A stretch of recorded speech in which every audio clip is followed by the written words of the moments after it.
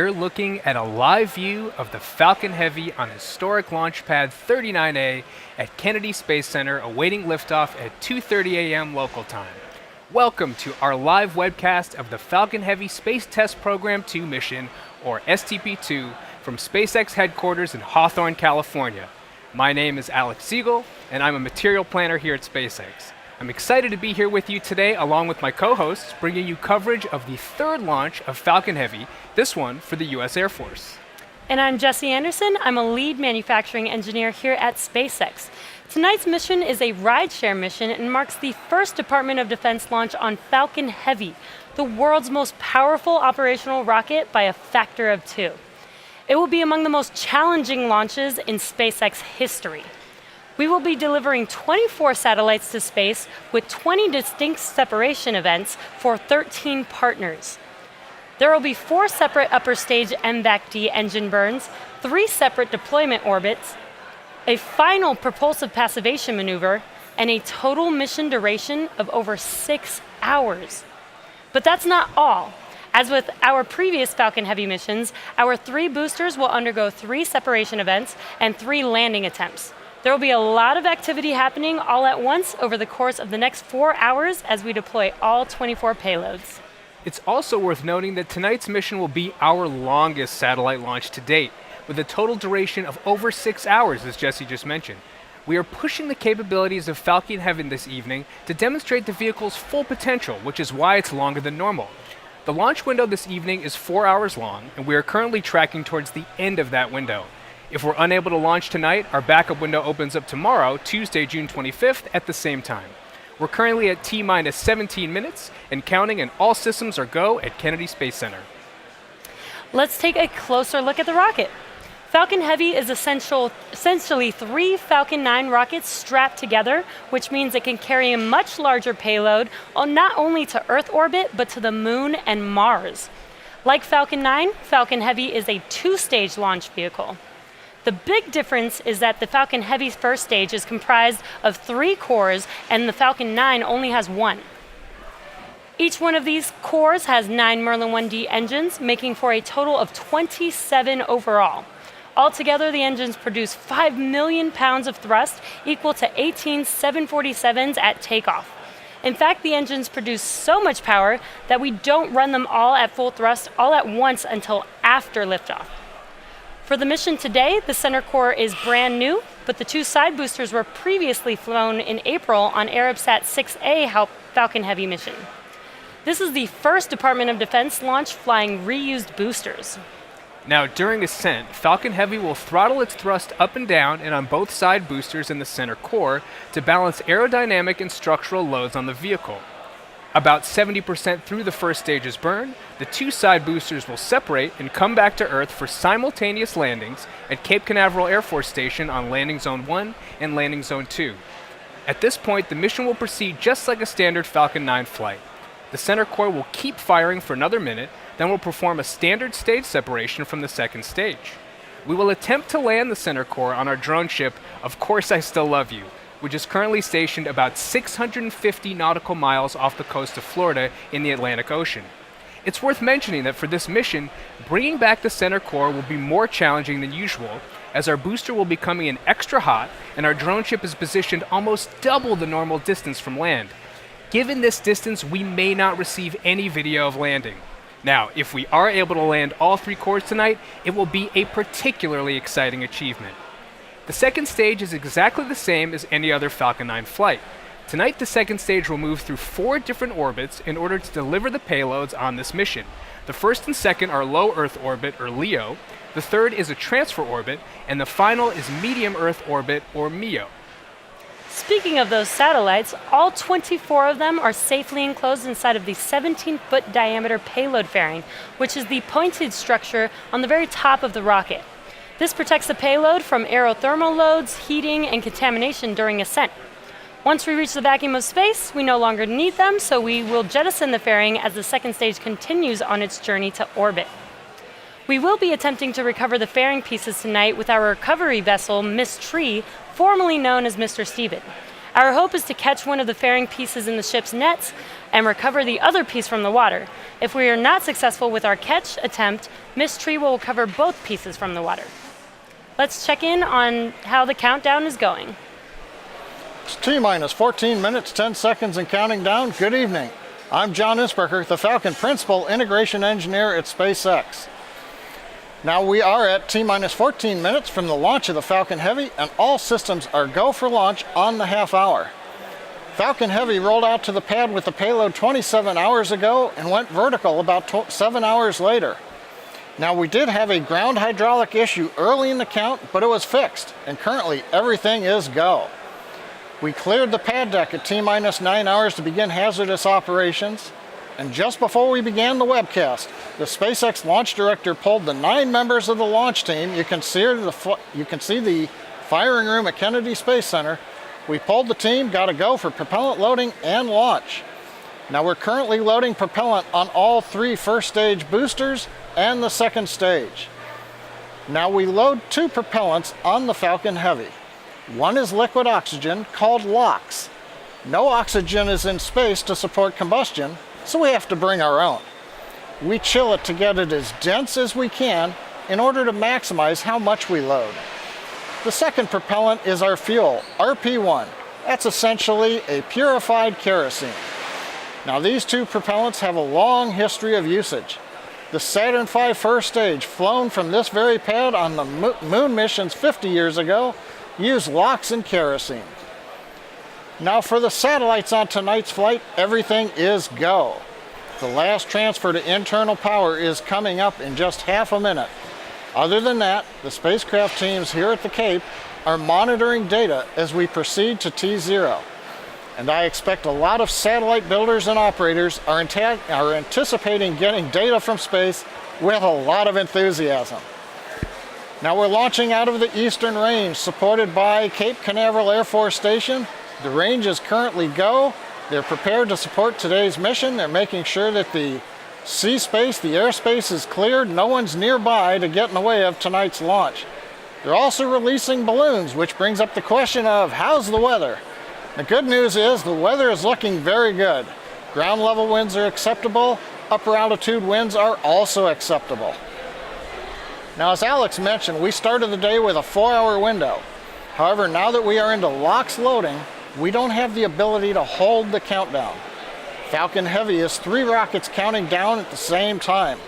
We need so much liquid oxygen that we would have to scrub tonight in order to use the backup date tomorrow at the same opening of the window time, 11:30 p.m. Eastern. Now, if you followed the SpaceX webcast in the past, you've probably heard me remind everyone that launch is hard. Well, that goes double tonight, as we're going to fly the most demanding mission profile for a Falcon rocket ever. So the SpaceX team has their conservative dial set at 11 and stands ready to take time to look into anything out of the norm. Now, as the energy from the team gathering below me outside of the control center is growing, we are go at T-minus 10 minutes and 51 seconds. As we mentioned earlier, tonight's launch is for the U.S. Air Force and is a rideshare mission with 24 satellites. The mission involves the largest number of government agencies we've had as mission partners, including the Air Force, the Naval Academy, NASA, NOAA, and the Taiwan Space Agency. The specific agency inside the Air Force responsible for overseeing tonight's mission is the Space and Missile Systems Center, or SMC. Let's get some more details about what the agency does and is responsible for.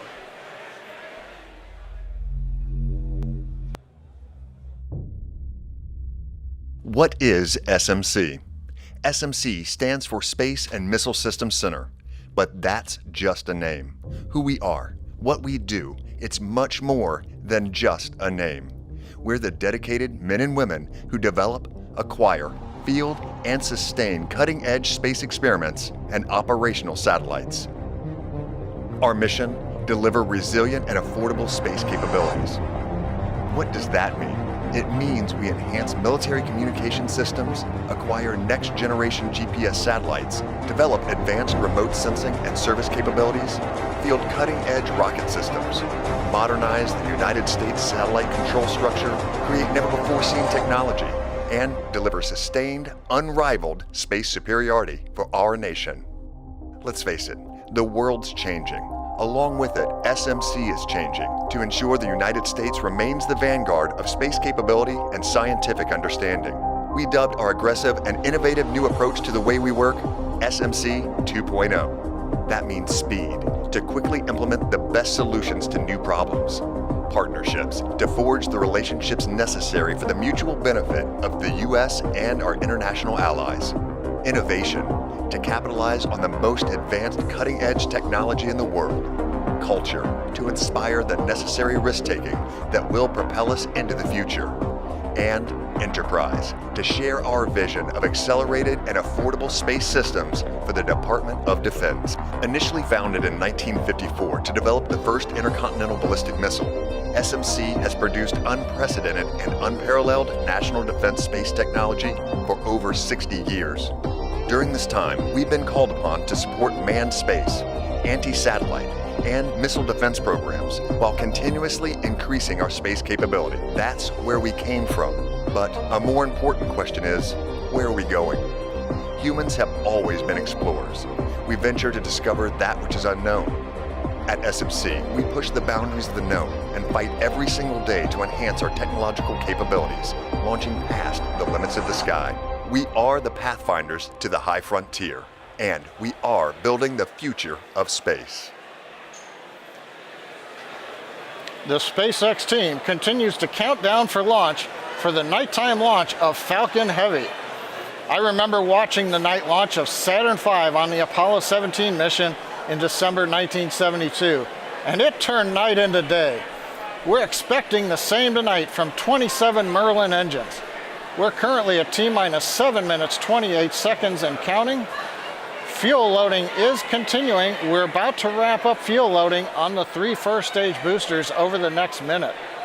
Liquid oxygen loading is continuing. That'll wrap up between 3 and 2 minutes before liftoff on all the stages. We've had the report the last satellite has gone on internal power just a moment ago. Everything's looking good on the satellites. Now a major activity coming up here in another 2.5 minutes is retract of the strongback. We'll see the clamps open up around the second stage. The strongback will recline about 2 degrees in preparation for launch. We're also just inside T-minus 7 minutes. We've begun chilling in the 27 Merlin 1B engines. Now a lot's going to happen in the first 4 minutes of flight of the Falcon Heavy. We'll first light the 2 side boosters and then the center core.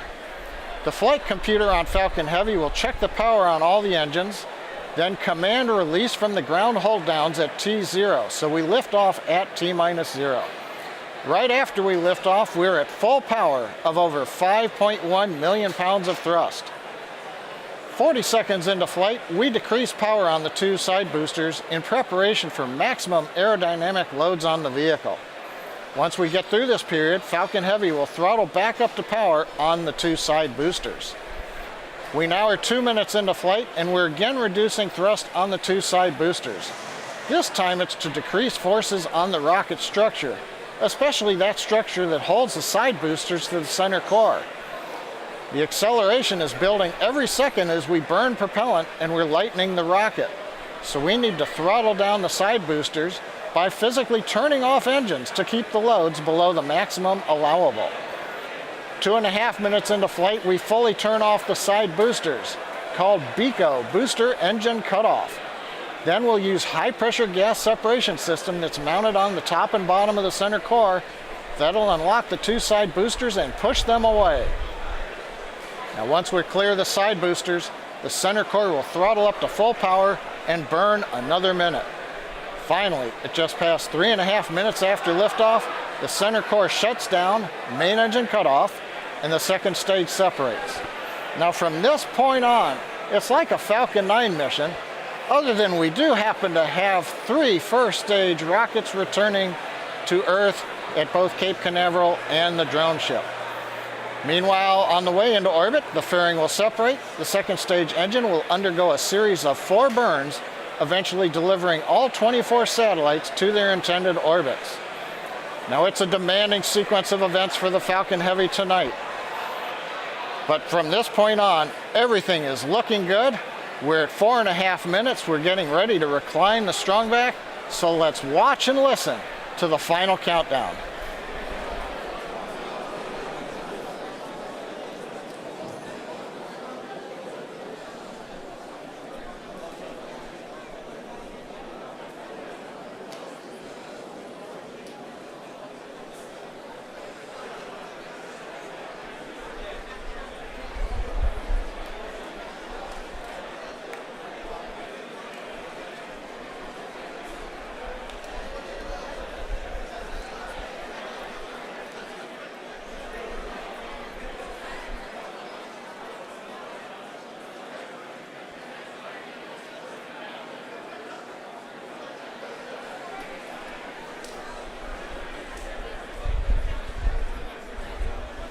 Back starting to retract. And negative Y LOX load is closed out.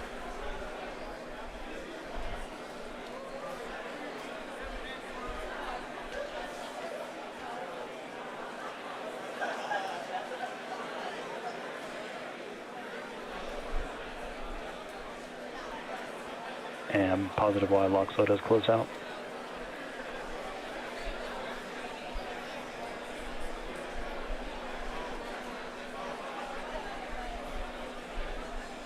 Strong back lower is closed out.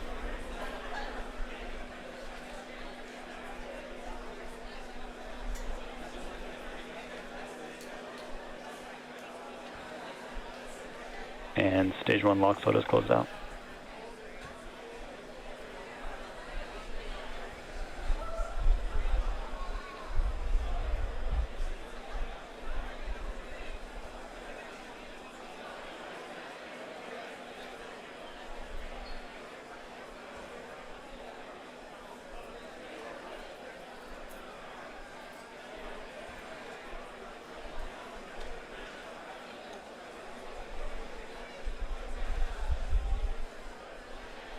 Vehicles on internal power.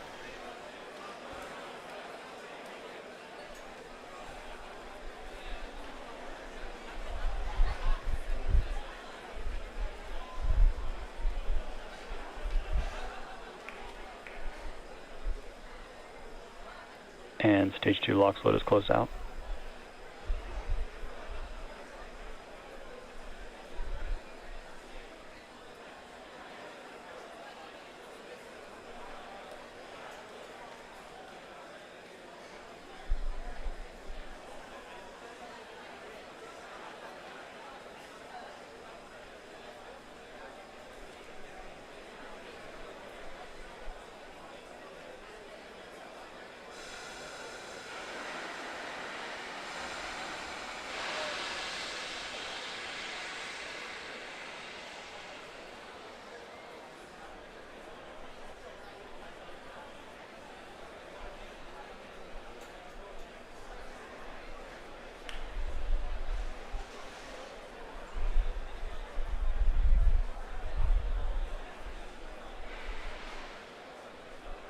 Ground gas closeout complete.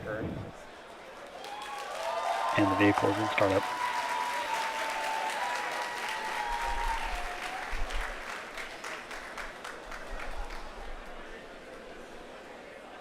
This is the mission director. Go for launch.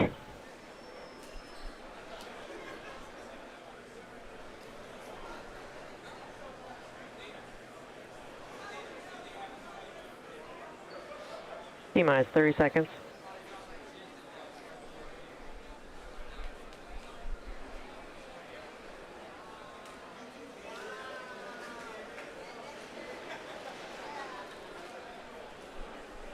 T-minus 15 seconds.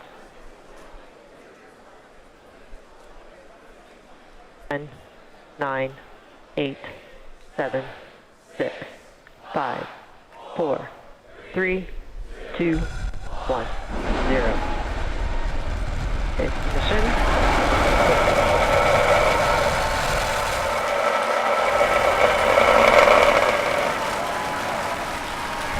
Vehicles pitching downrange.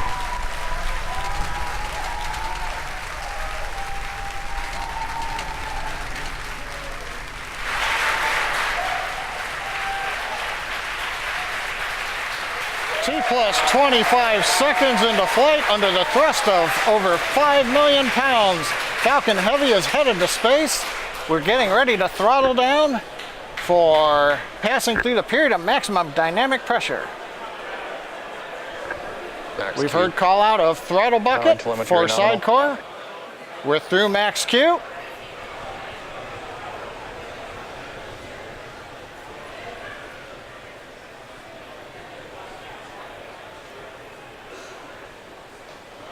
Vehicle is supersonic. Everything continuing to look good on the Merlin 1D engines.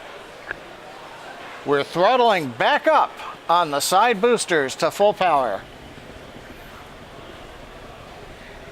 A minute 15 seconds into flight. Performance looks nominal.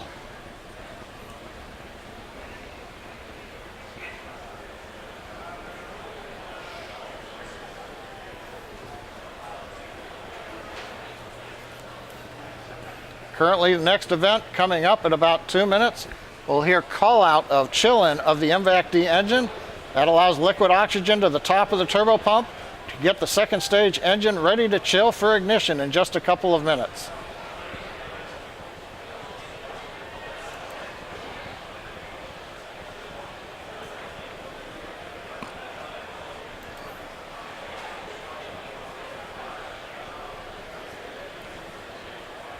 We're 2 minutes into flight. We've begun to decrease thrust on the side boosters to minimize acceleration and loads on the Falcon Heavy structure. We've turned off one engine on each of the side boosters to decrease that load. Now our next major event coming up here in about 10 seconds, shutdown and separation of the side boosters.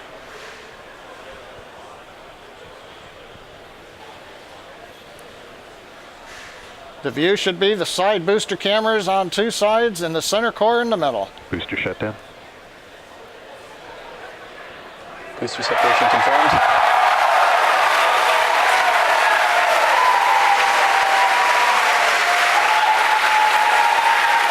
Over the cheering in the background, it's going on midnight, but a lot of people here at SpaceX, side boosters have separated. They're getting ready for their burn back to Cape Canaveral. You can see on the left and right views, the side boosters have ignited. The center core continues under full power. Everything looking good on the Falcon Heavy. Next event coming up in about 15 seconds will be shutdown of the center core, followed by stage separation and ignition of the second stage engine. Good views of the two side boosters under the thrust of 3 engines each, slowing down their velocity and coming back towards Cape Canaveral. We have shut down on the center core. Go. Stage separation confirmed.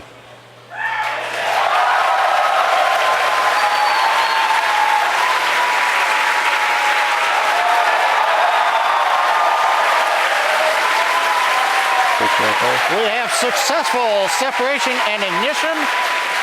We're coming up on shutdown of the two side boosters. Side booster, boost back shutdown. And we've heard the call out side booster boost back shutdown. The center core, you can see, is not doing a boost back. It's headed downrange to the drone ship. Here comes fairing Booster separation. downrange, cross-ranger nominal. Fairing separation confirmed. We have confirmation of the payload fairing separation. So far, 4 minutes, 17 seconds into flight. Second stage looking good, headed to low Earth orbit, carrying the 24 satellites. The side boosters have done their first boon, coming back to Cape Canaveral. The center core has separated and is beginning its long coast downrange to the drone ship in the Atlantic Ocean. So at 4 minutes, 35 seconds and counting, everything looking good on Falcon Heavy.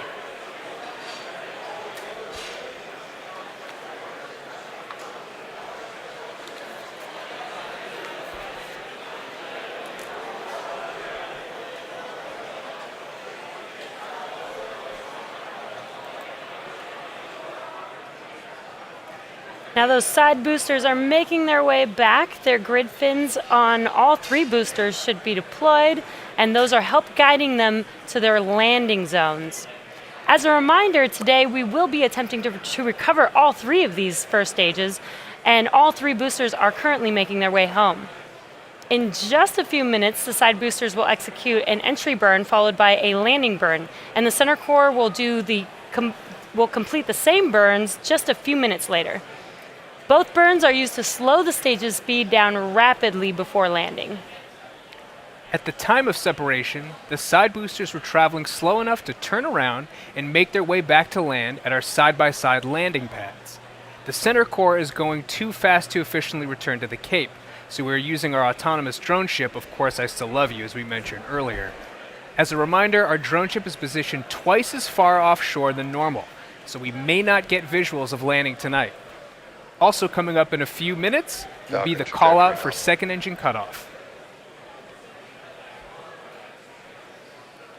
So coming up in about a minute here, we're going to look for that side booster reentry burn to begin. Shortly after that, that should end about 20 seconds later.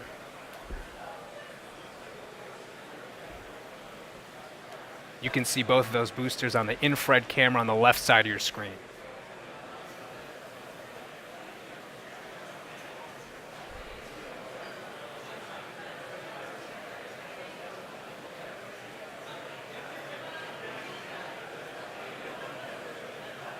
Again, about 30 seconds until we expect those side boosters entry burn to begin. So keep an eye on the left side of your screen.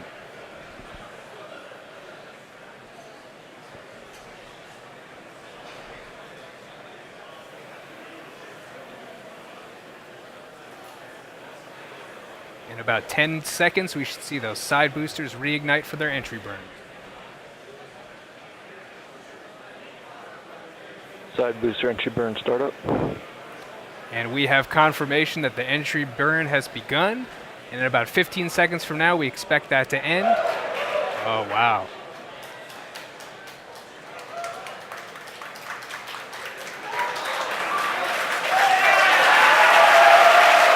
Hear the crowd cheer behind me. And that entry burn has completed. Note that second engine cutoff and the center core will be landing almost at the same time. So we're going to have a few events in succession at about T plus 8 minutes and 21 seconds. Both side booster FTS is safed. Stage 2 FTS is safe. in terminal guidance. In about 20 seconds, we're going to look for that side booster landing burn to begin on both boosters. Side boosters transonic. About 10 seconds away.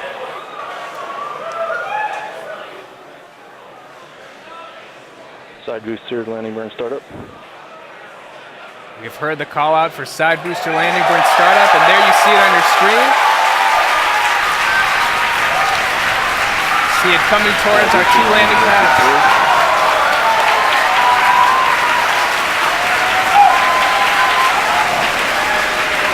See those landing legs deploy. Incredible. Side boosters are successfully landed. Landing operators moving to procedure. Confirmed side booster landing. What an iconic view. We've also, at the same time, I believe we've had second engine cutoff at the same time.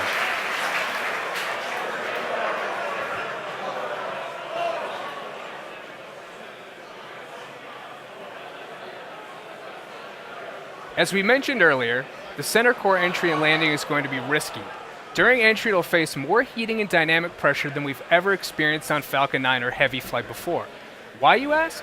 Because we have to lift the second stage higher and faster than other Falcon Heavy flights in order to have enough performance in it to execute 4 burns into all the different orbits. So coming up at T plus 9 minutes and 39 seconds, we should see the center core entry burn ending. Center core entry burn. Oh, we have the confirmation.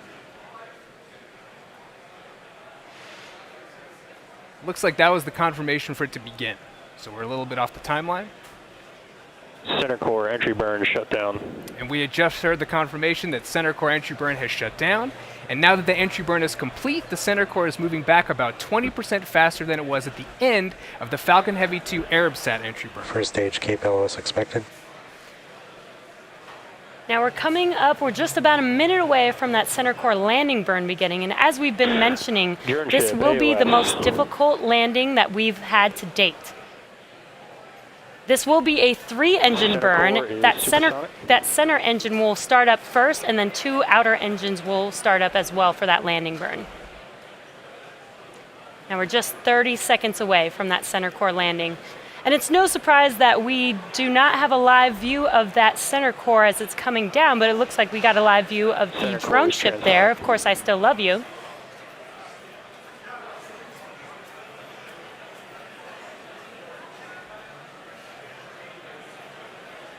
If you're just now tuning in, we're just about 10 seconds away from that center core landing burn beginning.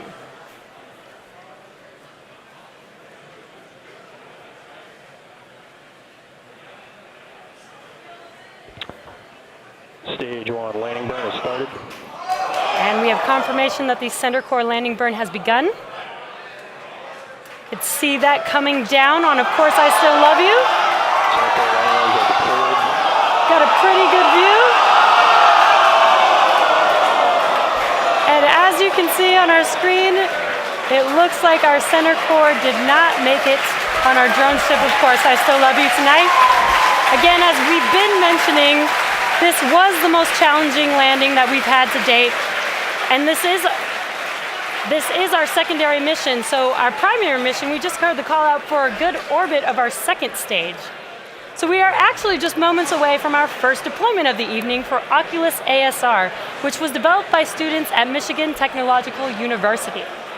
We will be passing beyond the Bermuda ground station, so there is a chance that telemetry may cut out a few seconds before deployment, in which case we won't be able to see the satellite actually deploy on camera or get confirmation of a successful deployment until telemetry is restored. Now we're just about 30 seconds away from that deployment. So we'll listen into the nets for that confirmation.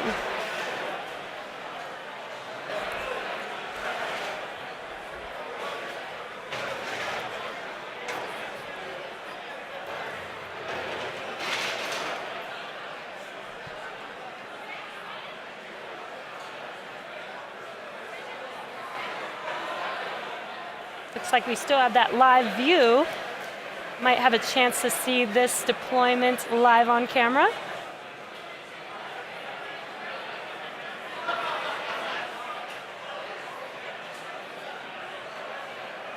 Again, we are waiting for the Oculus satellite deployment.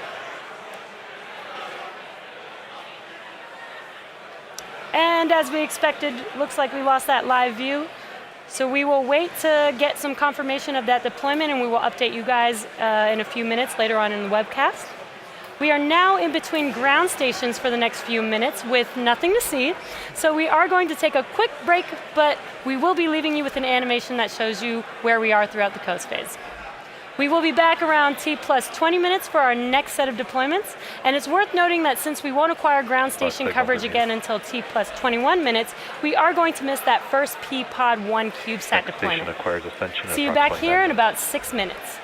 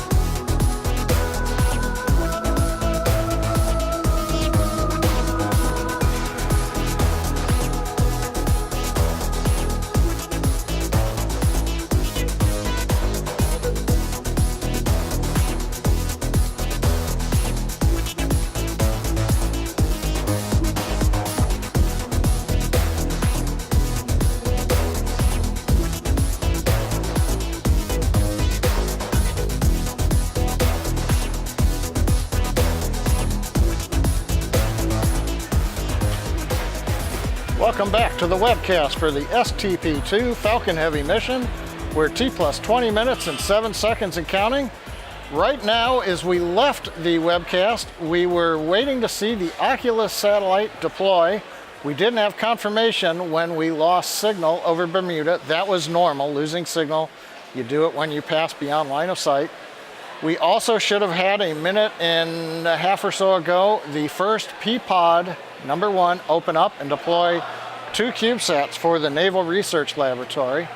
But we're waiting until we reacquire signal over the Ascension Island tracking station around the equator in the middle of the Atlantic so that we can understand whether or not the Oculus satellite deployed and how P-Pod 1 deployed also. While we're waiting for acquisition of signal from Ascension, just to recap, we had a great launch of Falcon Heavy. The 2 side boosters did their choreographed landing at landing zones 1 and 2. The center core, as you heard from the people and may have seen a shot on the screen, missed the drone ship. We knew this was going to be the toughest reentry. We are getting data back, so the team will understand over the next hours and days how things have gone. It looks like now we're beginning to reacquire signal over Ascension Island. We're waiting to hear a call out how the first 2 satellite deploys have gone.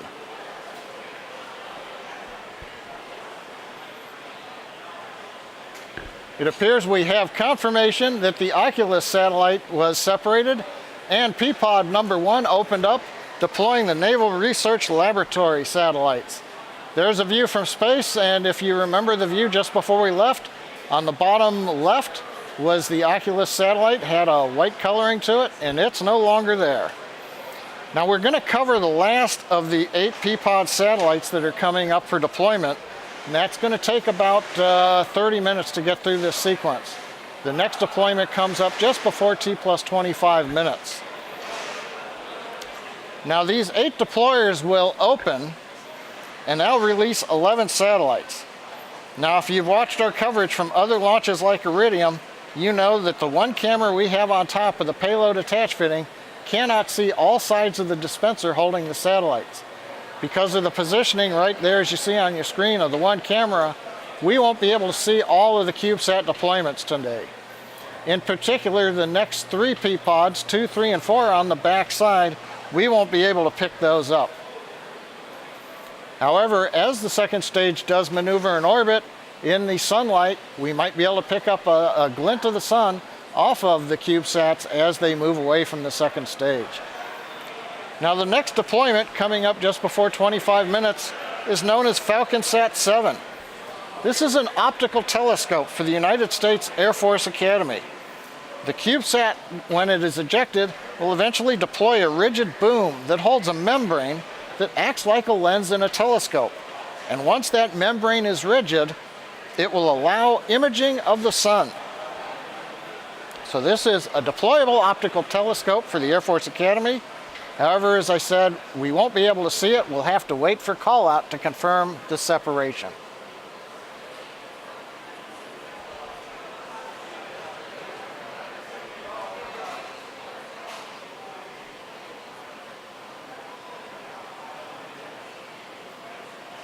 Gabon acquisition of signal. We've heard a call out. Gabon has acquisition of signal. As we are approaching the African coastline, the next ground station beyond Ascension Island is picking up the signal from Falcon Heavy second stage.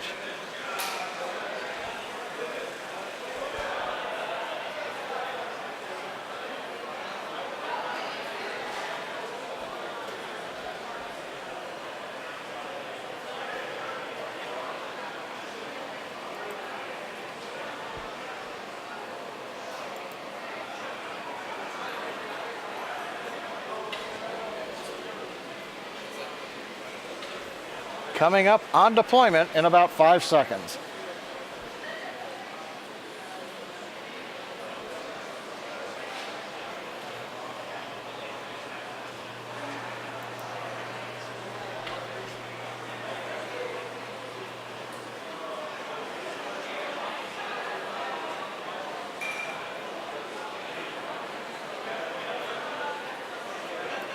P-Pod 2 deploy confirmed.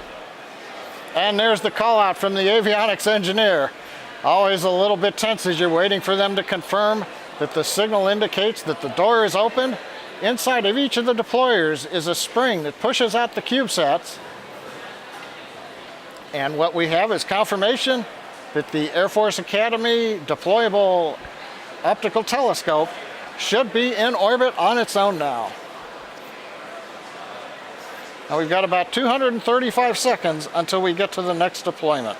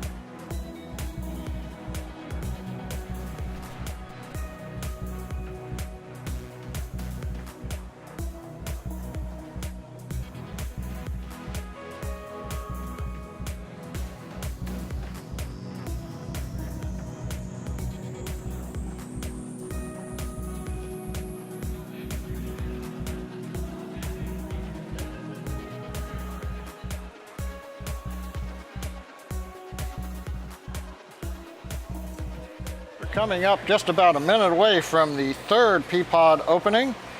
Inside this deployer is a single CubeSat. It's known as Armadillo from the University of Texas. Now, Armadillo is an acronym, and bear with me. It stands for Atmospheric Related Measurements and Detection of Sub-Millimeter Objects. Quite a mouthful. Primary goal is to use a dust detector to characterize the space debris environment, focusing on sub-millimeter debris that can't be seen by Earth-based telescopes. Now, this satellite deployer is mounted on the opposite side of the dispenser, so again, we'll only have verbal call out when it separates.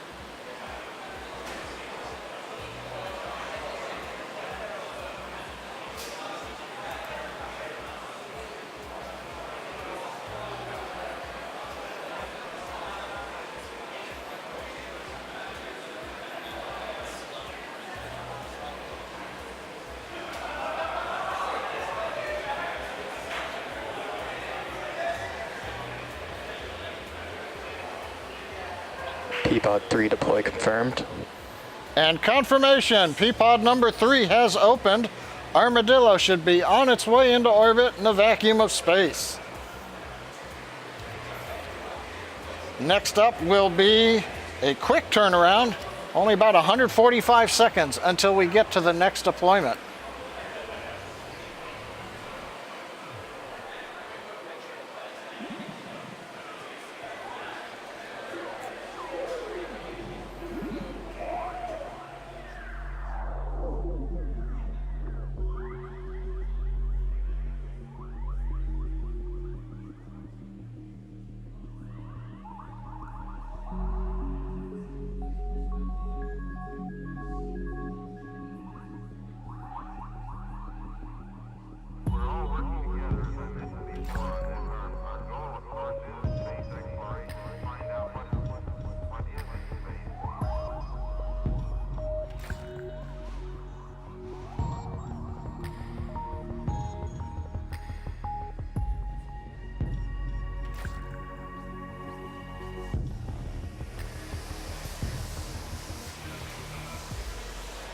Okay, we're just over 50 seconds away from the deployment of P-Pod 4.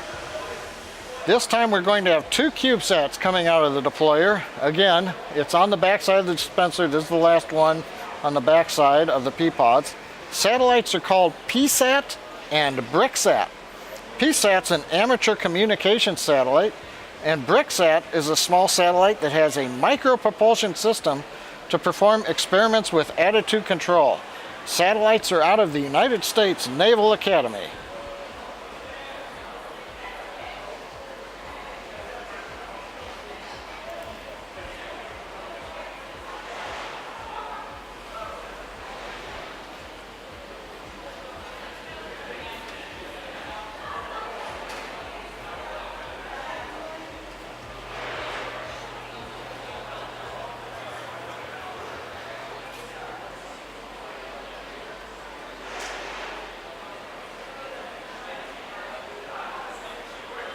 P-Pod 4 deploy confirmed.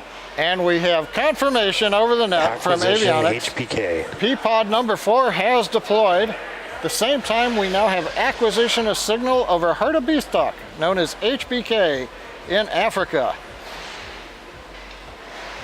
And we've got about 165 seconds until P-Pod 5 opens up.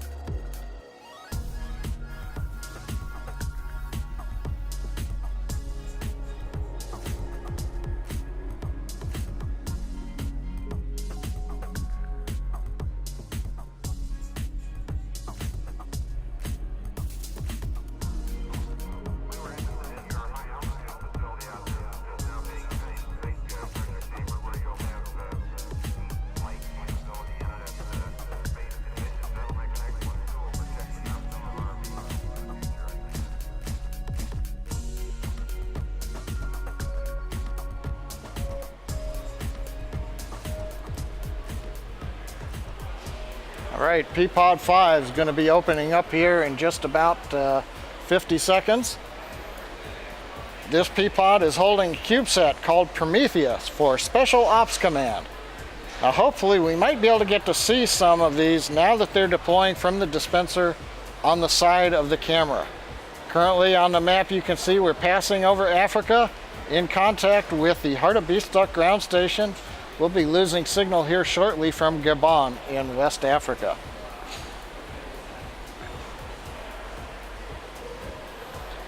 Now in this view, the P-Pod dispenser is located probably at about the 2 o'clock position around the dispenser, the very top. So you've got to look up there and we might see something going by. However, we're also starting to get a sun flare off of the camera.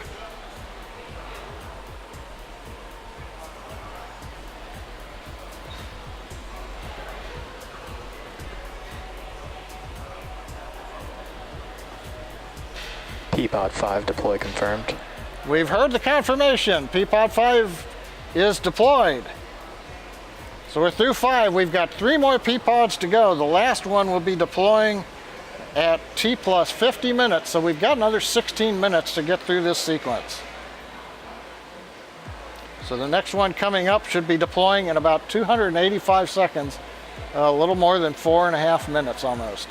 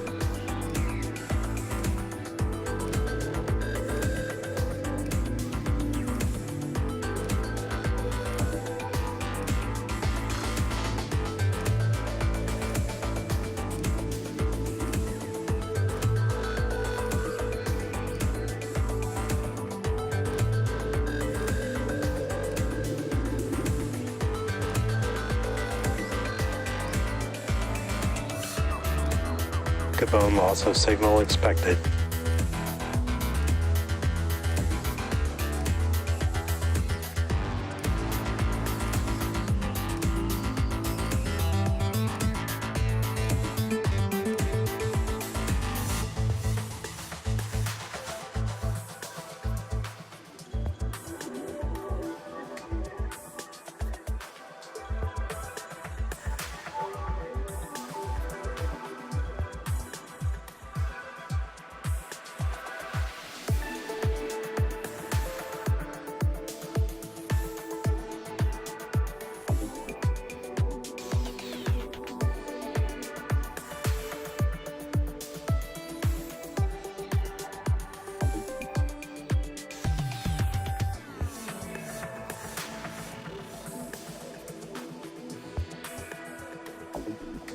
Mauritius acquisition of signal.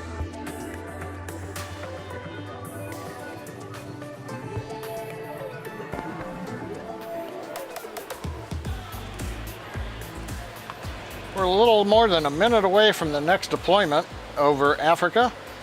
In fact, the next two P-pods that will open and deploy satellites are in support of the NASA Enhanced Tandem Beacon Experiment, and they're built by the University of Michigan. This mission explores bubbles in the electrically charged layers of Earth's upper atmosphere. Now, these bubbles can disrupt key communication and GPS signals that we rely on here on the ground.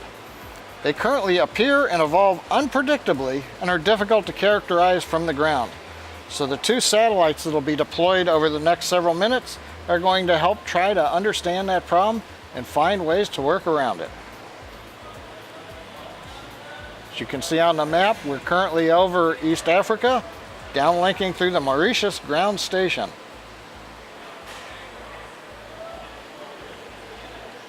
Again, looking up around 2 o'clock at the top of the stack, trying to see if we can spot the CubeSat coming out of the deployer.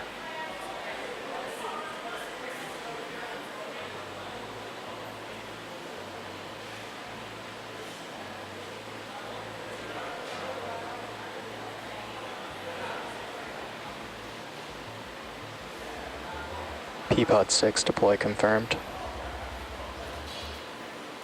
We've got confirmation over the net. P-pod 6 deployer has opened. We should have the Tandem Beacon Experiment satellite ejected. I was looking for it on the screen, but I didn't spot it. The white objects you've seen coming off to the right-hand side, those are not the CubeSats. Now the second stage is now maneuvering to get in position for the next deployment. That's going to come up in about 5 minutes from now.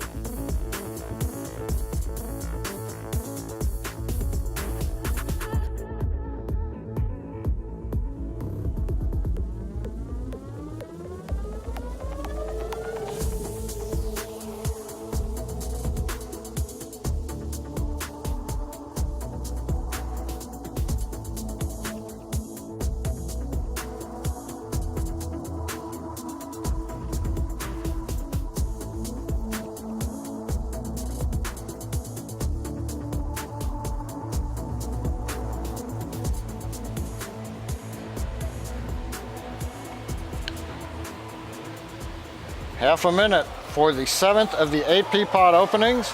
This is also a tandem beacon experiment CubeSat. Now, to study those bubbles that I talked about in the Earth's atmosphere, the 2 CubeSats that we're deploying emit signals in a handful of frequencies to stations on the ground. From there, scientists can measure disruptions in the signals to determine how they're affected by the upper atmosphere bubbles. Waiting for call out of P-pod 7 opening and the CubeSat deploying.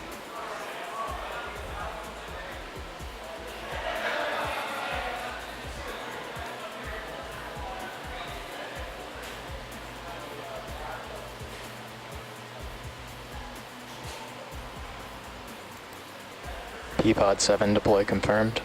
And we've got it, a little late sounding, but we have confirmation. P-pod 7 is open to deploy the 2nd of the 2 beacon experiment satellites for the University of Michigan. And all I've got to say for that is go blue. We're 375 seconds to the final deployment of the P-pod series.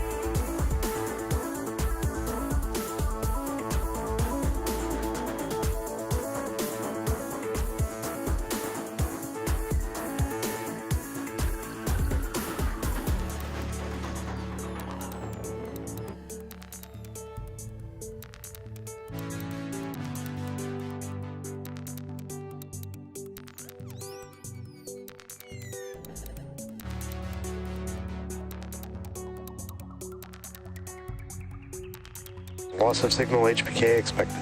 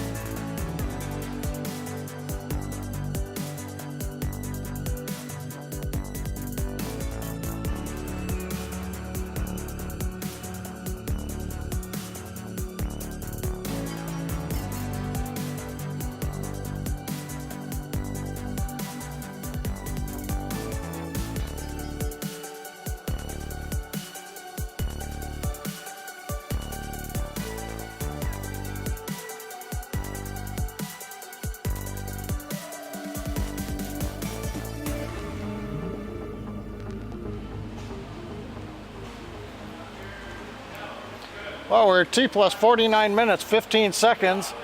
We're out between Africa and Australia getting ready for the last deployer, which will release 2 CubeSats that have been working together starting at liftoff. One is the NASA LEO CubeSat, and the second is the STANGSat CubeSat from Merritt Island High School. Now this combined mission will measure and record the temperature and acceleration data from within that deployer, the P-Pod, during today's launch. Now in addition to collecting that telemetry data during the launch, STANGSat will stream its data in real time via Wi-Fi to the LEO CubeSat, something that typically we've not seen done before in CubeSats. We're waiting for call out of the CubeSat deploy. P-Pod 8 deploy confirmed.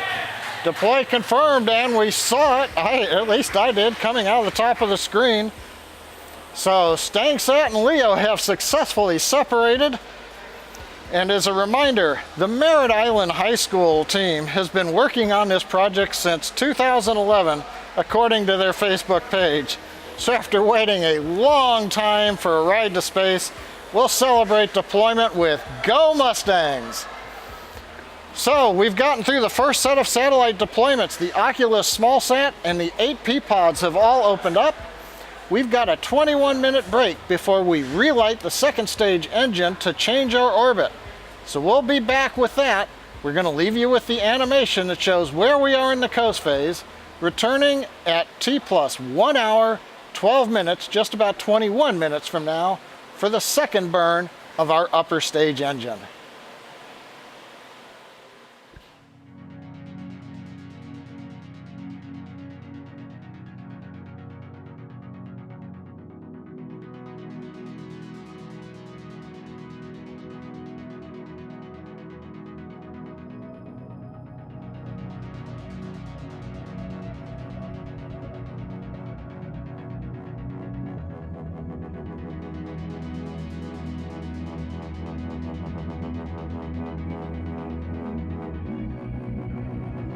Acquisition West Australia.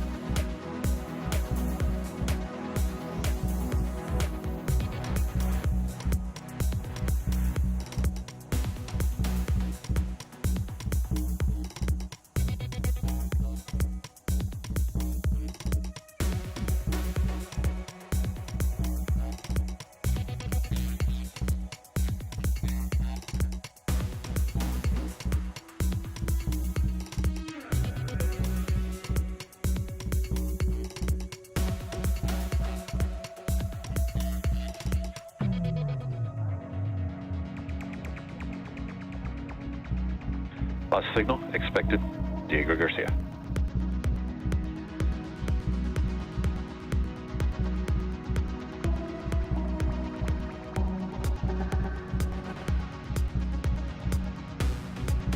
Loss of signal Mauritius expected.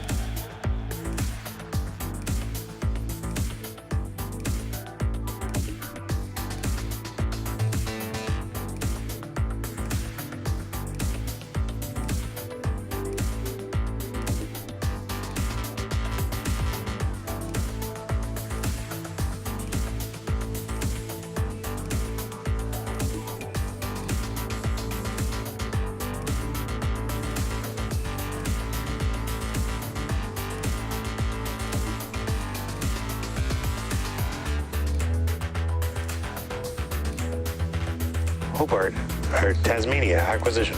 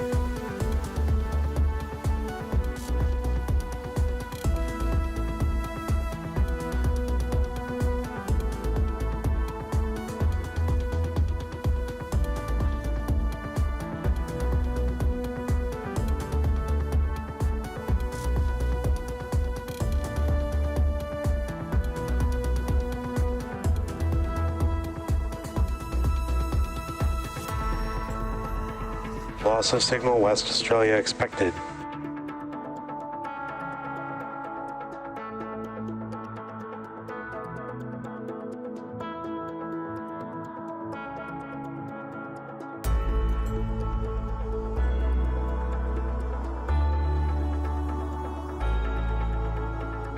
Loss of signal Tasmania expected.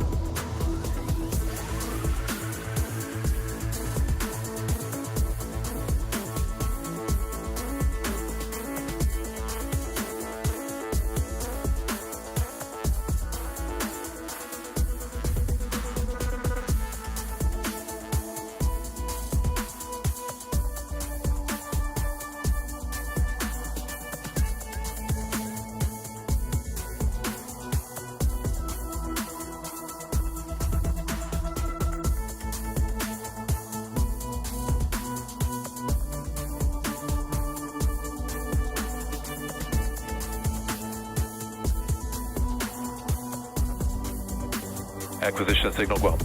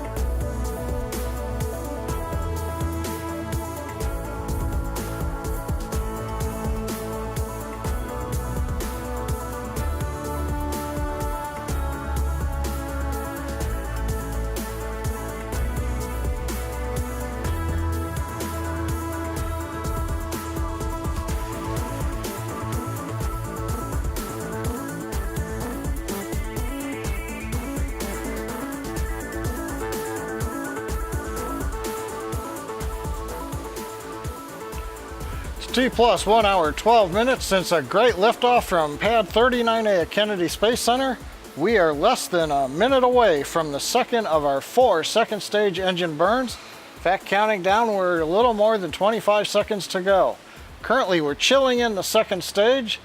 We're passing over the Southwest Pacific at this time. Everything looking good as we get ready to light the second stage engine. Currently, we're settling propellant down on top of the turbo pumps so that when we spin the pumps, they've got plenty of liquid to pull through and light the engine. Seconds away from ignition. Engine at power. We've heard the call out. Engine is at power. This is planned to be about a 22-second burn.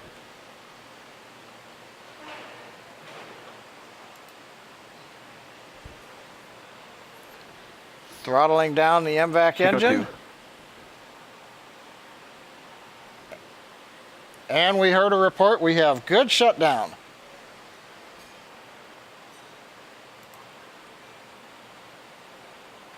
Nominal orbit insertion. And what we love to hear, the guidance, navigation, and control engineer over the countdown net reports good orbital insertion. So we've had a good burn and a good insertion. Now that we're in the good orbit, we're going to be coasting again for the next 5 minutes or so. We'll be back around T plus 1 hour, 18 minutes, and 30 seconds for our next set of deployments. So stay with us. This will be a series of 10 small satellites, as well as the light sail and 6 cosmic satellites. And ladies and gentlemen, there we've got way out in the Atlantic, even farther away than the drone ship, Ms. Tree successfully with a payload fairing half.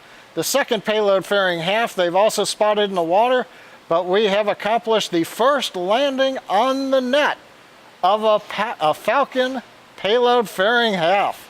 So another first time accomplishment for the SpaceX team, especially out there in the middle of the Atlantic Ocean.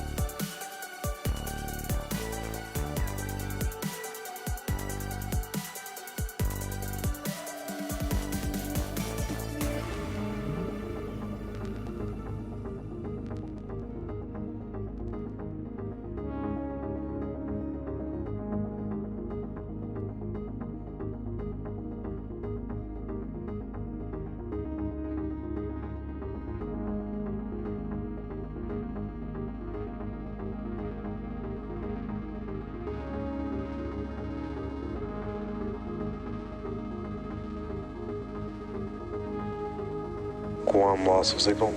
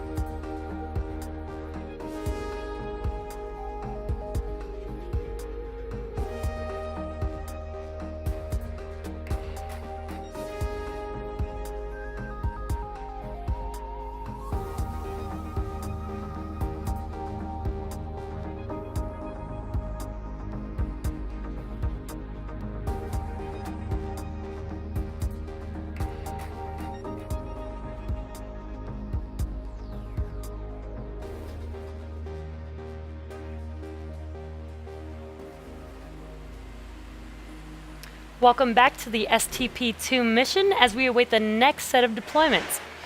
First up is PROX-1 microsat developed by students at Georgia Institute of Technology in Atlanta to demonstrate satellite close proximity operations and rendezvous. PROX-1 is not an acronym, but actually got its name from the word proximity. It is basically running some proximity operations or formation flying experiments with the LightSail CubeSat for the Planetary Society. The LightSail will not be released immediately from PROX-1. That will actually happen 7 days after it separates from Falcon Heavy. When this happens, the LightSail will unfurl its mylar sail, which is 1/20th of the thickness of a sheet of paper, with an unfurled area of 344 square feet. This will be the largest solar sail ever demonstrated as a primary means of propulsion. We won't have a visual of this deployment. There is also a good chance we may not have real-time confirmation of deployment since we will be over the Kwajalein ground station. Kwajalein can only record data. It does not send SpaceX real-time. So we may have to wait a few minutes until we come over Guam station to get confirmation of deployment.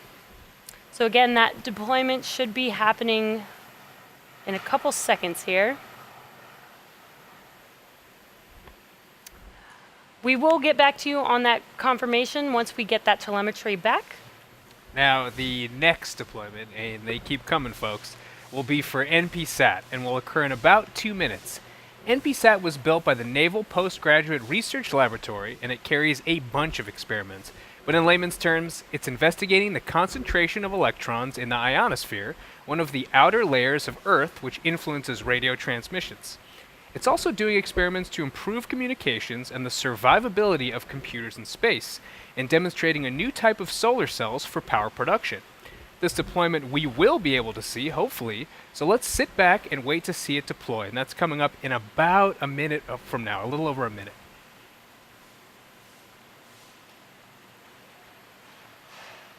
Now, looks like we're still waiting to get connectivity, so despite what I just said, we may not get a visual. Hopefully that comes back on for us.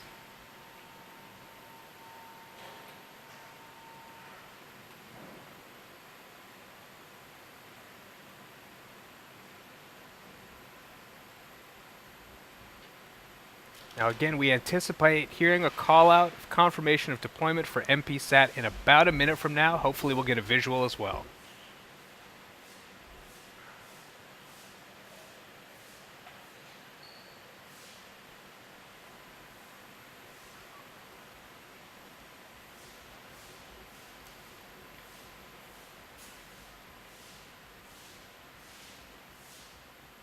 Still waiting on that connection over Guam. We're about 30 seconds away from deployment of the NPSat.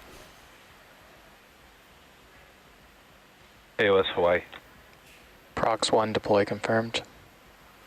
And we did just hear confirmed over the nets that PROX-1 deploy was confirmed. Very exciting, another successful deployment. And in about 10 seconds from now, hopefully we'll hear the same thing and see it as well for NPSat.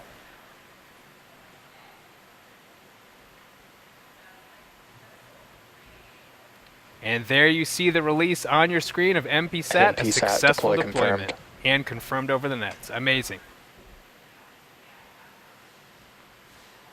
The next deployment will be for the General Atomics Electromagnetic Systems Orbital Testbed, or OTB. Separation will occur in just about a couple minutes from now. Due to the positioning of our camera, though, we will not be expecting to see this deployment live. OTB is a versatile modular platform based on a flight-proven hosting model to test and qualify technologies. SSC Hawaii.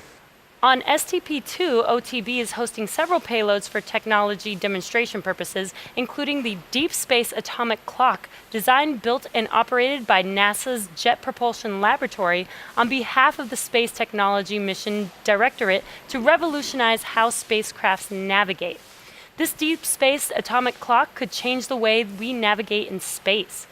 It will be the first ever ion clock flown in space and represents the beginning of an era of better space clocks based on the Mercury ion. It loses only 1 second in 9 million years. Any atomic clock for navigation has to be very precise. Even a clock that is off by 1 second could mean the difference between landing on Mars and missing it by miles.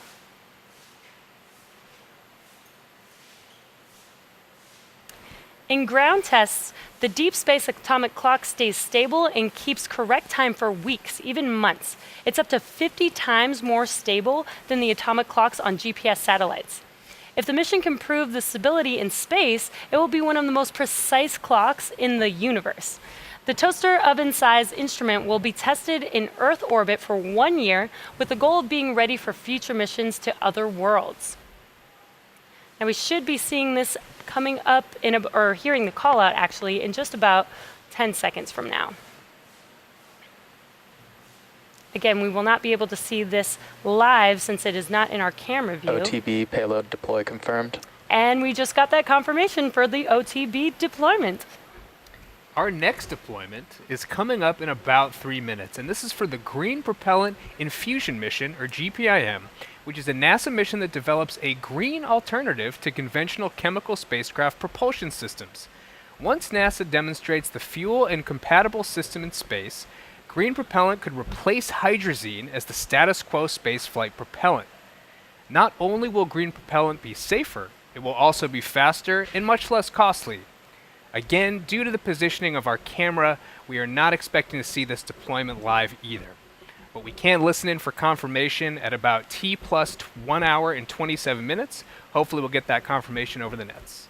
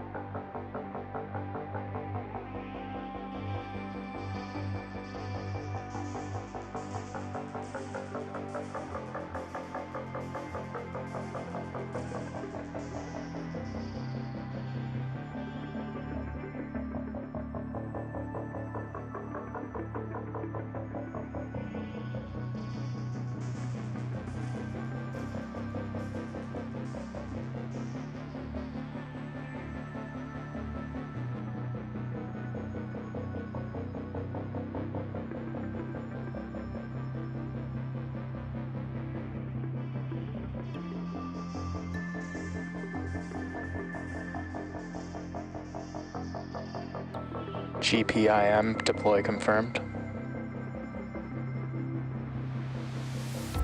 And we have just confirmed, and we actually saw a little bit of confirmation, of deployment of GPIM satellite. We're now one step closer to changing the way we travel to and around space. Well, T plus 1 hour, 27 minutes, 40 seconds, and the hits just keep on coming. Next up, in about 4 minutes, is the deployment of 6 Cosmic 2 satellites. Now, Cosmic 2 is a partnership between the U.S. National Oceanic and Atmospheric Administration, the United States Air Force, Caltech's Jet Propulsion Lab in support of NASA, Taiwan's National Space Organization, the United Kingdom's Surrey Satellite Technology Limited, the Brazil Institute of Space Research, and the Australia Bureau of Meteorology. Wow, that's a mouthful, especially an hour and a half into the webcast. Well, this 6-satellite constellation will provide next-generation global navigational satellite system radio occultation data. Now, radio occultation data is collected by measuring the changes in a radio signal as it's refracted in the atmosphere. That means we sample radio signals that have traveled through the atmosphere to measure temperatures and moisture in the Earth's atmosphere layers. This will be used to better predict weather events like hurricanes and model long-term climate trends around the world. Now, if you've seen our simulation of the deployment on the SpaceX webpage, spacex.com, look for STP-2, got a nice video of all the satellite separations. You'll notice that the second stage rotates along the roll axis to orient each of the 6 cosmic satellites for release. So the sequence we go through for each satellite, the second stage slews using cold nitrogen gas thrusters to get to the correct pointing vector, and then we command from the flight computer the signal that will release the satellite. Once that satellite is deployed, the flight computer then commands the stage to rotate to the next position, and another cosmic satellite is deployed, and we'll repeat this process until all 6 are separated. Now, currently we're coming up in a little under 2 minutes for Cosmic 2-5 to deploy. The numbers are 1 through 6, but we don't deploy them in that order. The view you can see from space right now, just a second ago, the SpaceX camera on the back end of the second stage showed the MVAC-D nozzle extension. It's cold after its recent second burn, and we occasionally vent liquid oxygen out the drain tube to help keep pressure stable in the stage. Not this view, but the other one showed one of those nice pieces of solid oxygen. That's oxygen in the vacuum of space. It's so cold that it's turned into solid. It's not a liquid or gaseous oxygen like we breathe. That gives it that very fragile looking Christmas tree look, and it's not very hard. It's a very fragile substance. You'll see those pop off during the flight, and you'll probably see them going past the camera looking forward from time to time as the stage maneuvers around. Now, currently we are in a 3.5 minute maneuver to get to the correct position for the deployments. As I mentioned, the next deployment comes up at just after 31.5 minutes, 1 hour, 31.5 minutes into flight. So we're gonna wait and look for it. Now, in the view that you can see on your monitor, Cosmic 2-5 is in the top left of center. You can see part of it has a white bottom. That should be the Cosmic 2-5 satellite that we'll see deploy coming up here in just over 1 minute. Just next to it is another one of the cosmic satellites, and then there's a third one also on the right above the one closest to the camera. So we should have 3 good views, and there goes the first cosmic satellite. 2, satellite 5 deploy confirmed. Right on time, within a second or so of the timeline that was set up days ago, so everything looking good. Now, the cosmic satellites, as I mentioned, are mounted around the dispenser. Now, if you remember again our Iridium missions, we had 2 cylinders mounted on top of each other, each holding 5 satellites. Now, the design for STP-2 has 2 cylinders that hold the cosmic satellites. There are 4 satellites on the lower cylinder, and there are 2 on the upper cylinder. We just saw one of them on the lower cylinder, satellite 5, separate. And of course, just like the Iridium mission, our camera cannot see all sides of the cylinder. So we had a great view just now of the first cosmic deployment, but the next 2 coming up are out of view. Maybe, however, during the next 15 minutes, as we're maneuvering that second stage, we might get a glimpse of the larger satellites as the sun bounces off of them as we head towards evening over the Pacific Ocean. So currently, next separation coming up in just over 2 minutes. That'll be Cosmic 2-6. That one will not be visible from the camera. We'll be back to talk about that in a couple of minutes.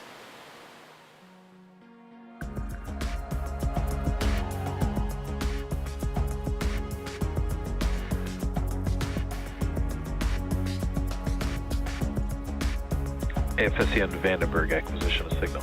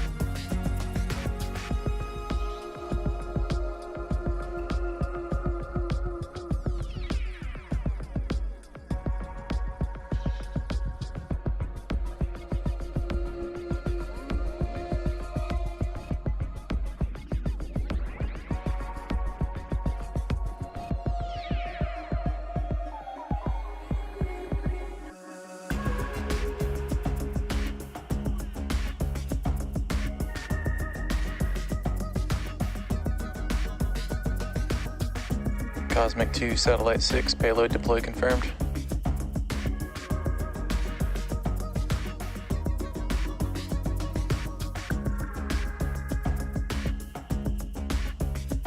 And we heard confirmation. Avionics Engineering reports, looking at the telemetry, that the Cosmic 2-6 satellite successfully deployed. Now, similar to what we do on Iridium, we've got another 2-minute pause. We'll be back for Cosmic 2-2 deploy. This one also will not be visible from the camera.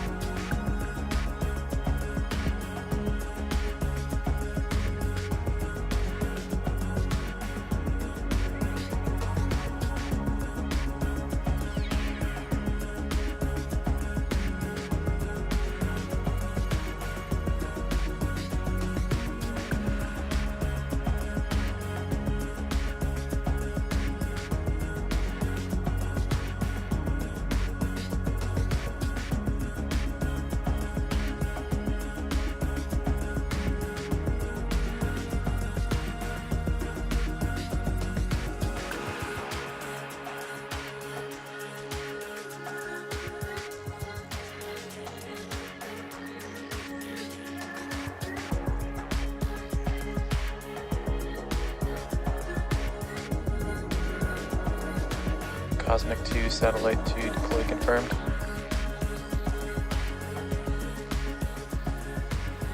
And another good call out from Avionics Engineering, watching the telemetry as we're passing through over the Vandenberg ground station now, coming up on the continental US. Cosmic 2-2, the third of the 6 cosmic satellite constellation that performs radio occultation data by sending signals through the Earth's atmosphere, has successfully deployed. Next up will be Cosmic 2-4. That'll be coming up at 1 minute or 1 hour, 39 Signal minutes, Hawaii 57 expected. seconds. Signal FSC and Hawaii expected. And we are reporting loss of signal as planned of Hawaii, ground station contact with the second stage as we flying further eastward, passing now through the Vandenberg ground stations and coming up on the SpaceX ground station in South Texas a little bit later on. But for now, we've got another couple of Acquisition, minutes. South Texas. And there you heard it, the South Texas ground station. SpaceX is located there, has picked up the Falcon Heavy second stage. So we'll be back in a couple of minutes when we listen to the deploy of Cosmic 2-4. This satellite should be visible. It's on the bottom center, or just left of center, that large satellite that was next to 2-5 when it separated a little while ago. We'll be back shortly to watch that deploy.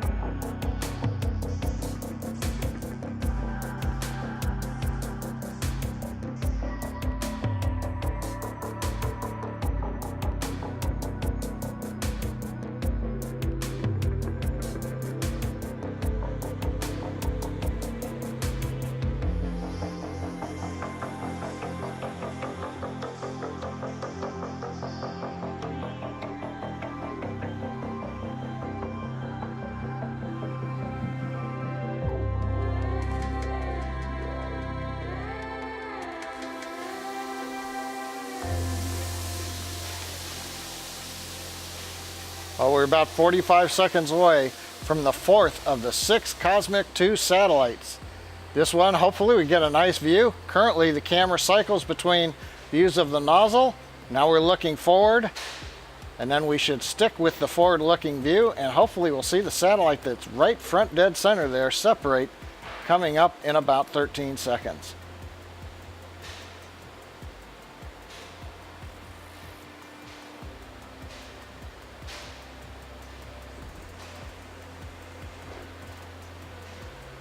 About 10 seconds to go. There it goes. Cosmic 2, Satellite 4, deploy confirmed. Cosmic 2, Satellite 4, the one we intended, is on its way into its own orbit. You can see a little bit of that round mounting ring where the satellite was attached to the dispenser that's attached on top of the Falcon Heavy second stage. So next up, we've got Cosmic 2-1. That one is on the back side. That'll be in 3 minutes. We won't be able to see it. And then we'll wrap up with Cosmic 2-3. So we're 4 down, 2 to go of the Cosmic satellites. The P-pods have all opened. They've deployed their CubeSats. The small sats have all deployed. So we've got 2 more Cosmics to go. And then if you can see at the top left of center, that large white flat panel, the very last satellite to be deployed, and that's still another couple hours away almost. That's the DSX satellite that'll cap off the mission. So that one's going to be there for a while, but we'll be bringing you that after we get through the 3rd and the 4th burns of the upper stage engine. But for now, we're going to sit back, watch the video from space, and prepare for Cosmic 2-1 deploy coming up in just over 2 minutes.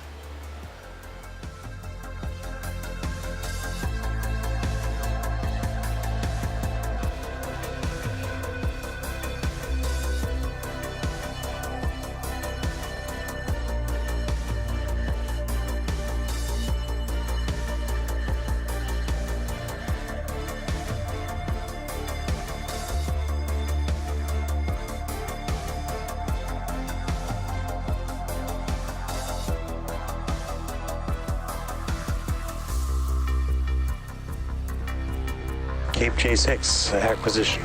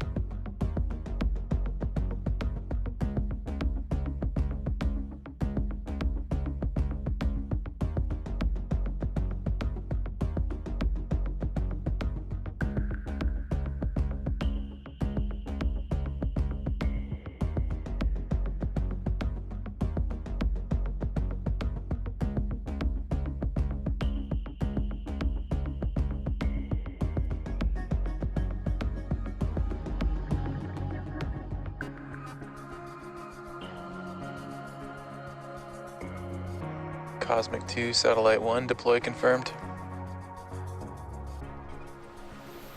Well, we're just over 100 minutes into flight. We've had the 5th successful cosmic satellite deployed, 2-1, out of view, but that means the next one coming up, that's the one right in the middle there. You can see a little bit of the white panel with the circular images on it. That's Cosmic 2-3. We ought to see that one deploy coming up in just about 2.5 minutes. Currently, Falcon Heavy second stage is passing over Mexico, central Mexico. We're contacting through our Texas ground station, and we recently acquired the second stage with the ground station that we have at Kennedy Space Center out on the East Coast. So it's been 104 minutes since we launched, and we're coming up on the end of the first orbit, and it's been a great first orbit. And in addition to all the satellite deployments, as we showed you a little earlier, we caught 1/2 of the payload fairing on the fairing recovery ship Ms. Tree. Just so you know, we only intended to catch 1/2 of the fairing. The other half did go into the water. They did see that. The way we're working it right now is catch 1/2 and make sure that you've got that process understood.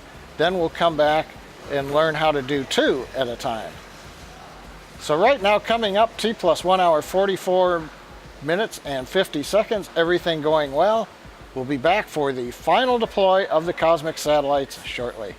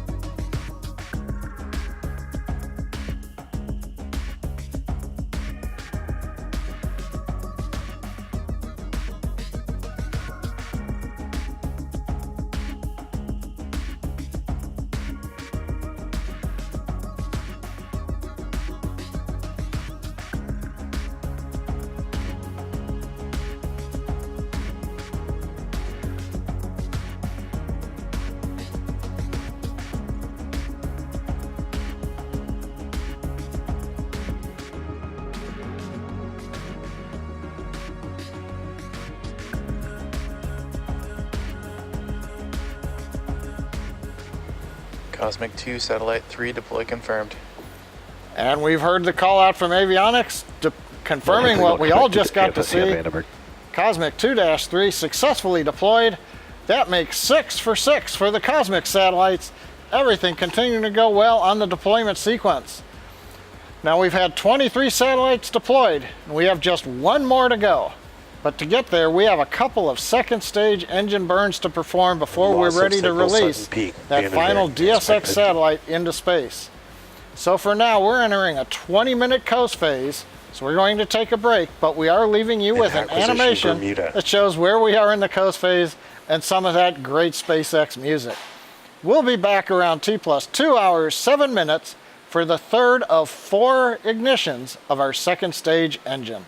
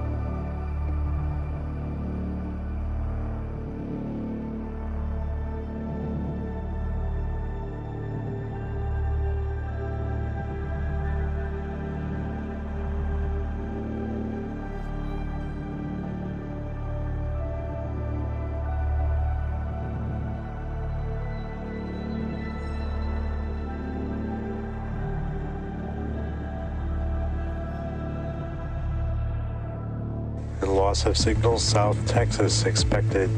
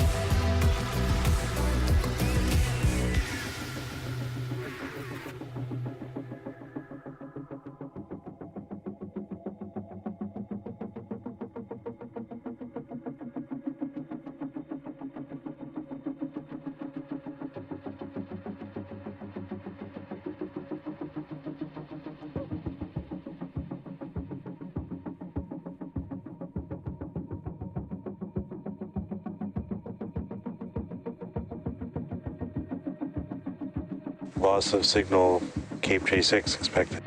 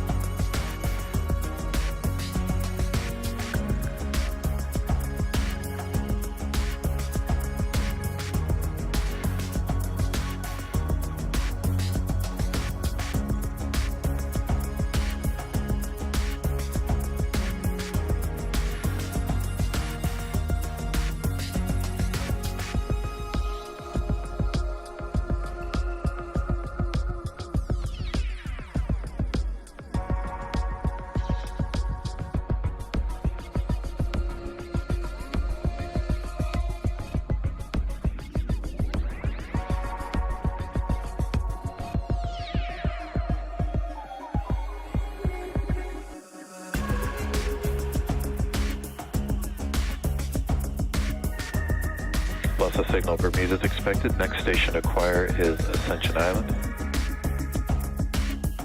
In approximately 3 minutes.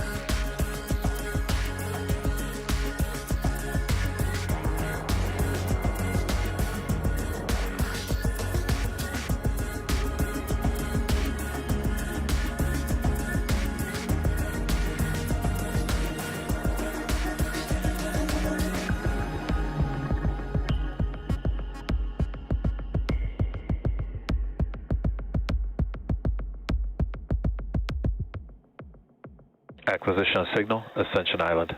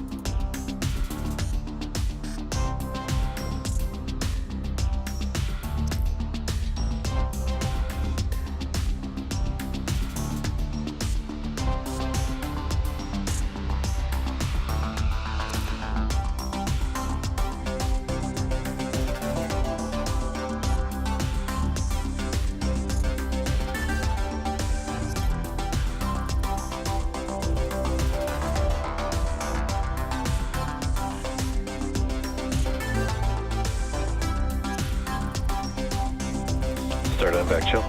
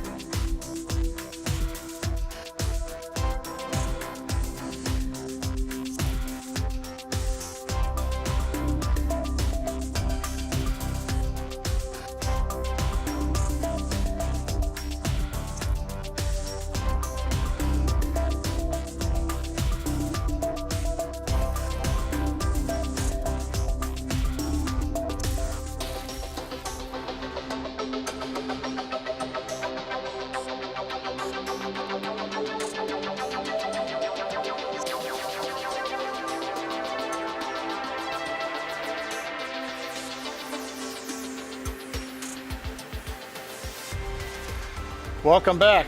We're just about 30 seconds away from our third burn of the second stage engine. We're currently passing over the equator in the middle of the Atlantic over the Ascension Island tracking station. We're settling the engine down. You can see we're venting liquid oxygen out the drain tube, chilling the engine in, preparing for ignition. Now this is going to be about a 30-second burn. Heard the report.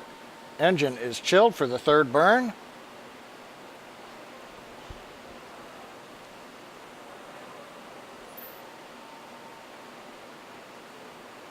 We're spinning the engine and we have ignition.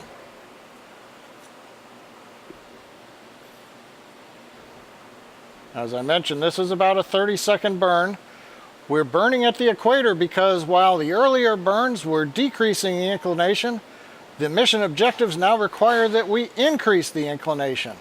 We're also changing the orbit from about 700 kilometers up to an apogee of 6,000 kilometers. Throttling down, and we should have shutdown of the second stage engine.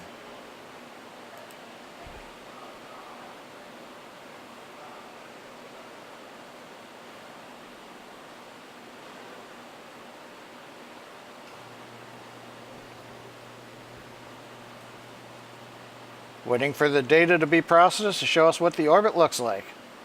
Nominal orbit insertion. And the call out, the one we always like from guidance, navigation, and control engineer, is a nominal orbit insertion. So we've had a good burn. Now we spent the first 2 hours of the mission in low Earth orbit, but now we're transitioning to medium Earth orbit. So to get from LEO to MEO, the most efficient way is to perform 2 burns of the upper stage engine. Now the first burn, the one we just completed, put us into a transfer orbit. As I mentioned, it had us at one end at LEO, about 700 kilometers, and now the other end of the ellipse will be at the higher MEO altitude, about 6,000 kilometers. But now we need to do a second burn, which is going to be about 80 minutes from now, to get fully into that higher medium Earth orbit. So that means we're going to pause the live commentary. We'll be back at T+ 3 hours and 27 minutes for the last events of a great mission so far. This will be the fourth and final relight of our second stage engine, as well as deployment of the DSX satellite that you can see at the very top of the stack as the camera has been cycling between views of the MVAC engine and the payloads. So 2 hours, 10 minutes into the books. We've got a little bit more to go. Be back with us at 3 hours and 27 minutes.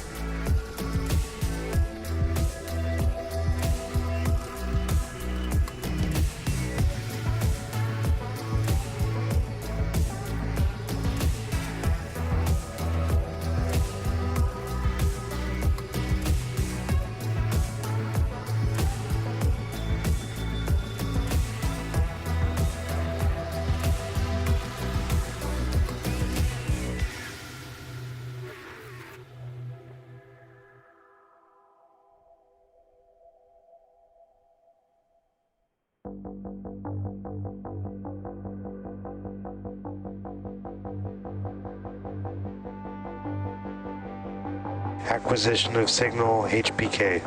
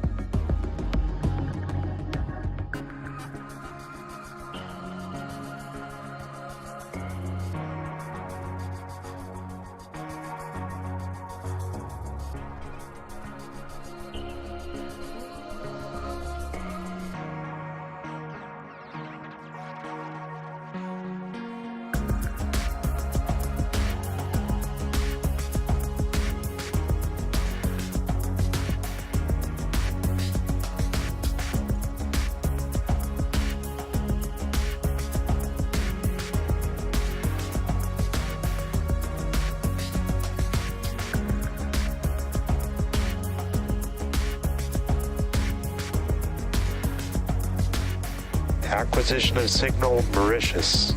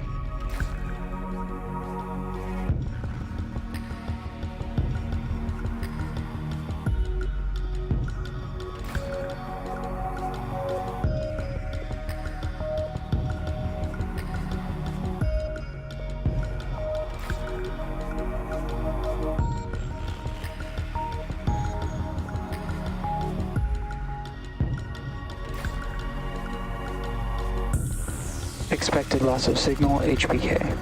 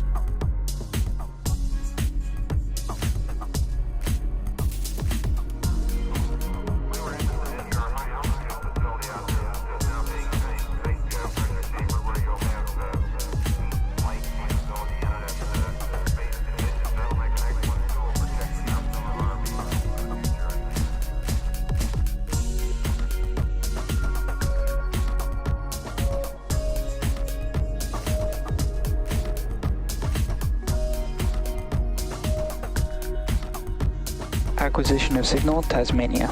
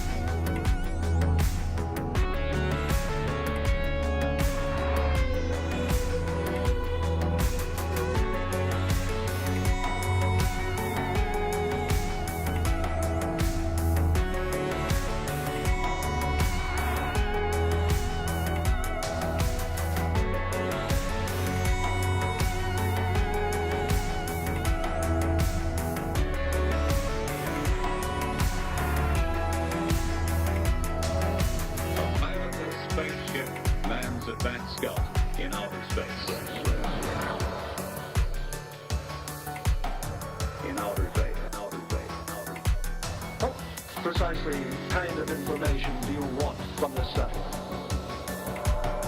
What do you want? What do you want?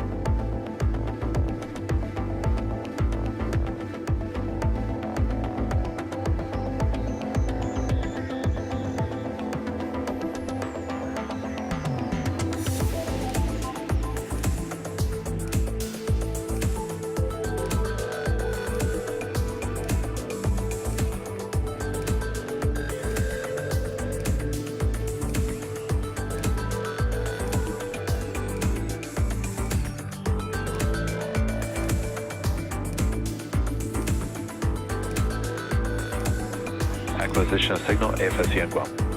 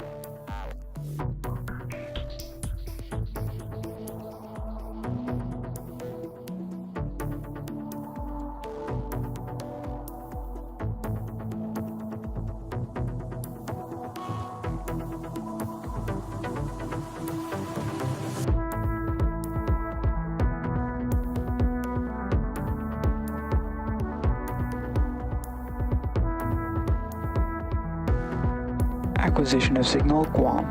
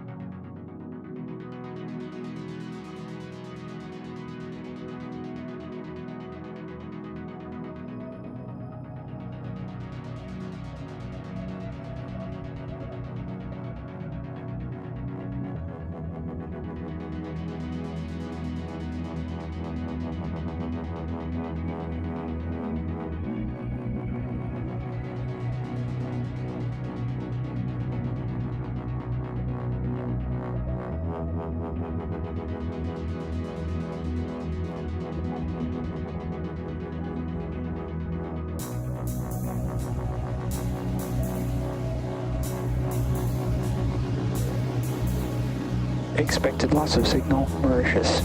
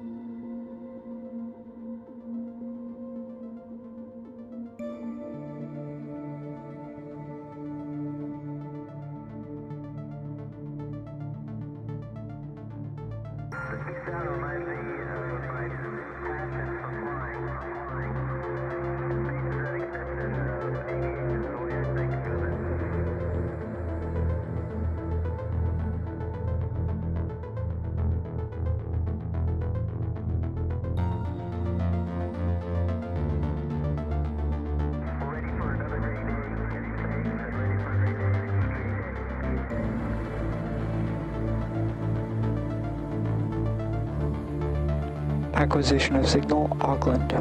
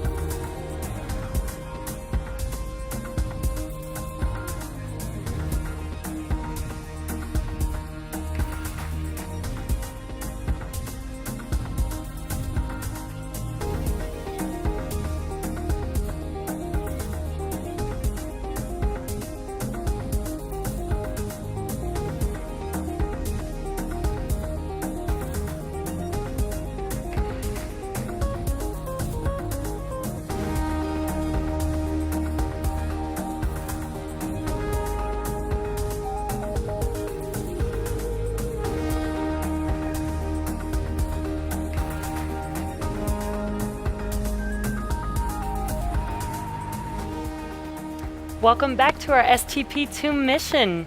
We are just less than a minute away from our fourth and final relight of our second stage, which will be the most relights in SpaceX history. Now this burn will last about 35 seconds long. And we're just about 2 seconds away from that. You can see that on your right screen, there's the second engine, second stage engine.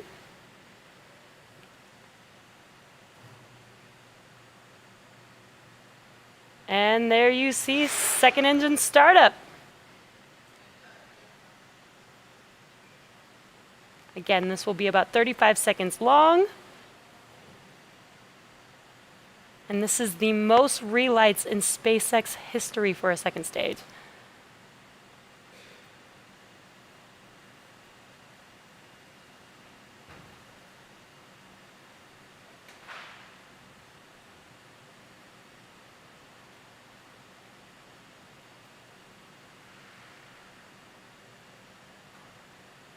And there is second engine cut off. That completes our second engine burn for the night.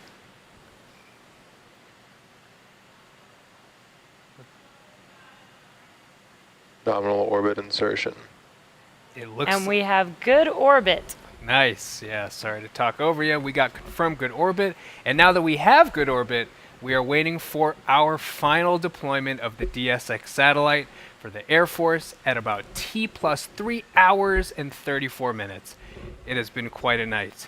So far, it's been an exciting mission and one of many firsts, including the first Falcon Heavy mission for the Department of Defense, the first time we've relit our MVAC-D engine 4 times, which makes this the longest satellite mission in SpaceX's history. The Air Force Research Laboratory Space Vehicle Directorate's Demonstration and Science Experiments, or DSX, spacecraft will conduct basic research on the harsh radiation environment of medium Earth orbit, which we referred to as MEO earlier.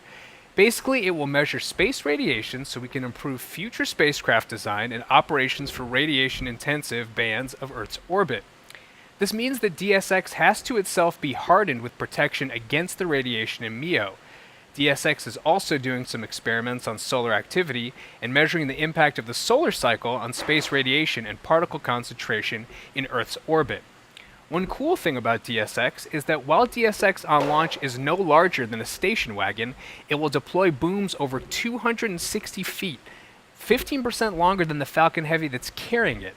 So it's by far the longest spacecraft we've ever launched, almost as long as the International Space Station itself. So coming up at about T plus 3 hours and 34 minutes, we expect to see the DSX deployment, so we're going to hang back for a bit.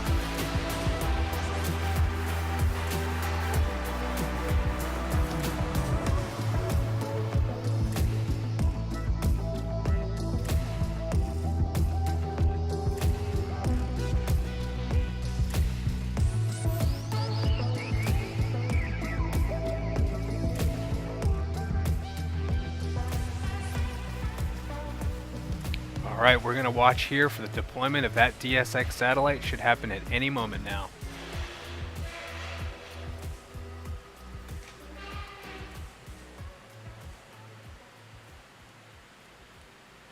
DSX payload deploy confirmed. And there you see it. What a beautiful image. 24 of 24. What a night. Jesse, we made it. I can't believe it. A night of historic firsts. John, take us home.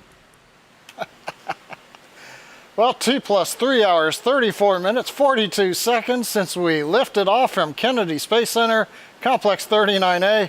It's been a bit of a marathon, but when you finish a marathon, you really feel good. We've had an outstanding mission tonight. We lifted off from 39A, turned night into day with the Falcon Heavy, over 5 million pounds of thrust. The center core went downrange, and we knew it was going to be the toughest mission ever for a center core. We did get the visibility of the drone ship camera, but we just missed the drone ship, Of Course I Still Love You. However, the side boosters made up for that with a great return to landing zones 1 and 2 for the side booster. Wonderful landing there. Second stage went into orbit.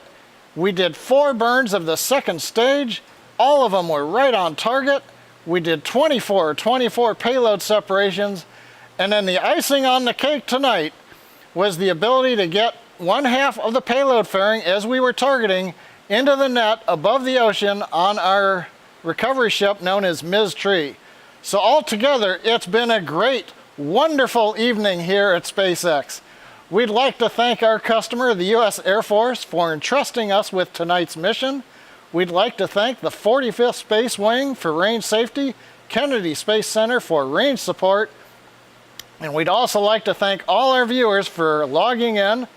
Follow our website and social media platforms for updates on our next missions and milestones.